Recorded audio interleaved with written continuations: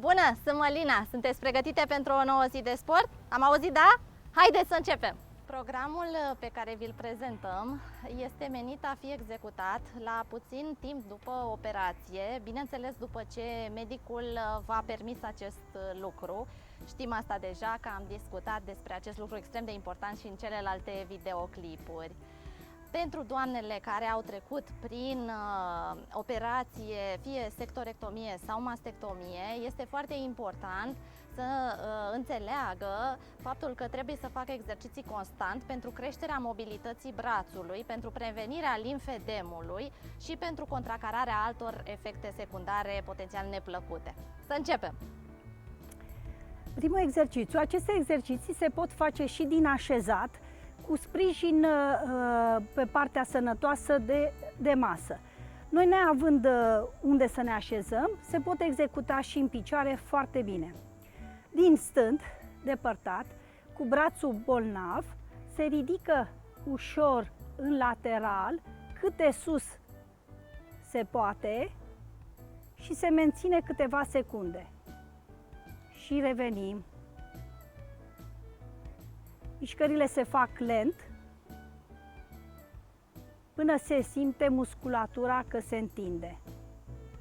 Niciodată să nu forțați, faceți exact cât puteți. La început veți putea să ridicați mai puțin brațul pentru că veți avea mobilitate redusă și pe măsură ce vă depărtați de momentul operației, făcând exerciții, o să constatați că vă creșteți mobilitatea. Și sus brațul.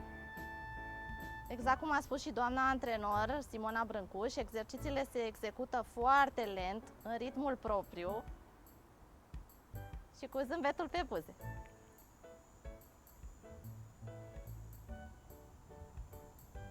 În cazul meu, operația a fost pe partea stângă, de aceea eu lucrez și vă arăt acest exercițiu cu brațul stâng.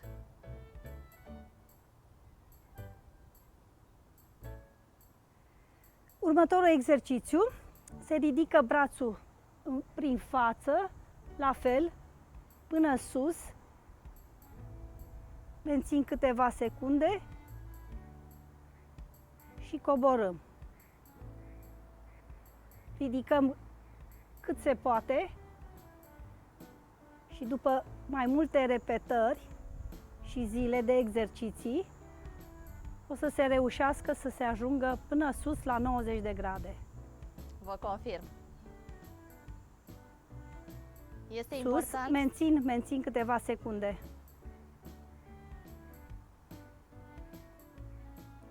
Ce este important?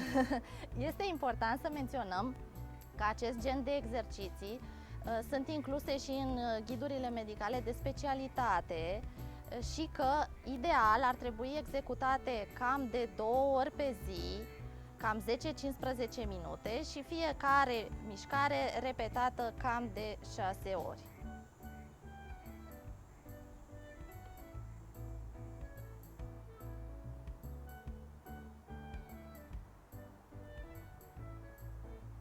Cu cotul pe lângă trunchi, prin față, duc mingea la frunte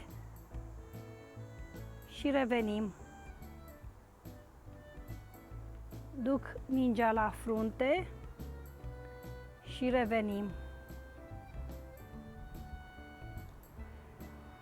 Sus, la frunte și revenim. Știu că vă este greu dacă tocmai ați trecut prin operație și vă este greu să vă mișcați brațul, vă este greu din punct de vedere psihic, dar vă încurajez din tot sufletul să faceți exerciții, să păstrați o energie cât mai bună în mintea și în sufletul vostru și vă asigur că se poate. Și ca întotdeauna motto-ul meu este reușim împreună și ne vindecăm împreună. Bun, lăsăm mingea. Am făcut 6 repetări.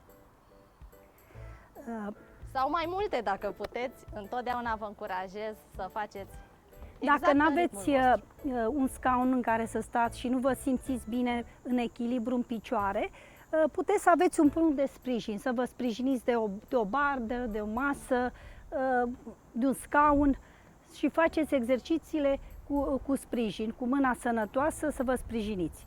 Ducem mâna bolnavă spre umărul sănătos și întindem lateral. Și întindem lateral.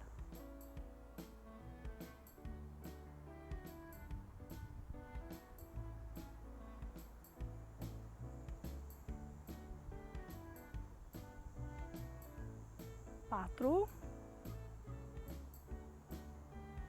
Lentă mișcarea și întindem lateral. Și ultima dată. Și întindem. Puteți să luați bastonul de la mop. Iată, utilul și plăcutul. Așa. Apucați de capete, cu palma în sus, cu mâna bolnavă, palma în jos, mâna sănătoasă. Aici. Și ușor ridic brațul în sus până simt că musculatura s-a întins și revenim.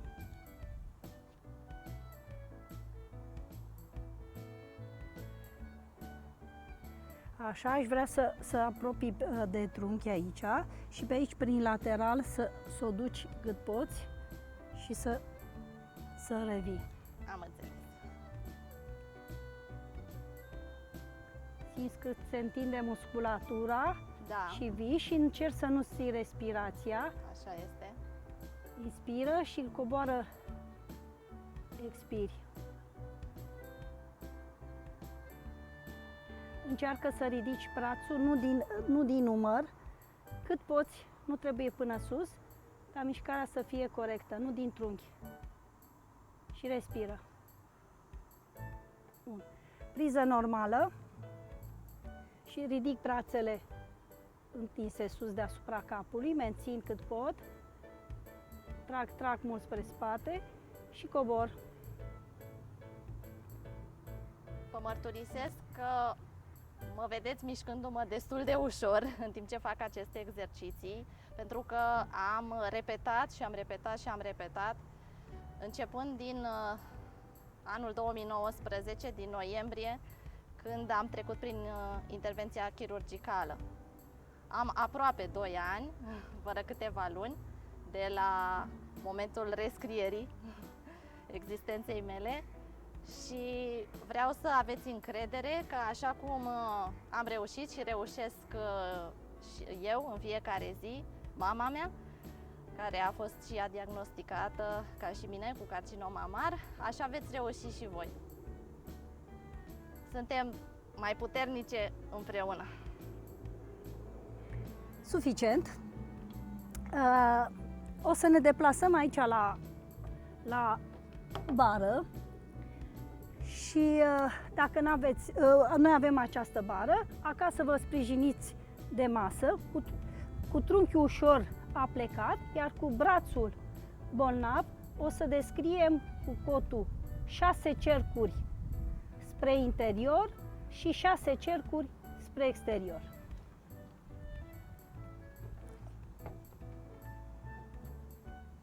Cotul ușor îndoit, așa, și te scriu cu cotul și cu brațul 6 cercuri. 2 ample. 3, așa. 4. 5. Nu grăbi. 6. Și acum schimbăm mișcarea. 1 în partea cealaltă. 2. 3, 4, 5, 6. Suficient. Bravo, felicitări! Ai lucrat foarte bine! Mulțumesc, merităm aplauze toate. Vă mulțumesc că sunteți alături de mine și împreună cu doamna antrenor Simona Brâncuș vă încurajăm să aveți totdeauna bună dispoziție, speranță, nădejde că o să treceți peste tot acest interval dificil. Nu uitați, sunt Mălina și ne vindecăm împreună!